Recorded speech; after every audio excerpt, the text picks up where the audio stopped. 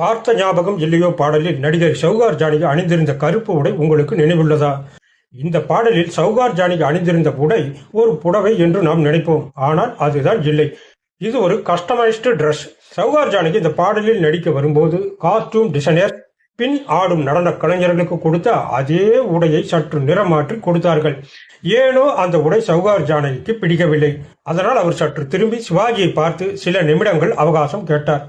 சரி என்று சிவாஜியும் சொன்னார். இந்த குறுகிய நேரத்தில் இவர் என்ன செய்ய போகிறார் என்று அனைவரும் எதிர்பார்த்து காத்து கொண்டிருந்தார்கள். உடனே சௌகார் ஜானகி அறைக்குள் சென்று தனது அலமாரியில் இருந்து ஒரு புடவையை எடுத்தார். அந்த புடவை ஹாங்காங் சென்ற போது அவர் வாங்கியது.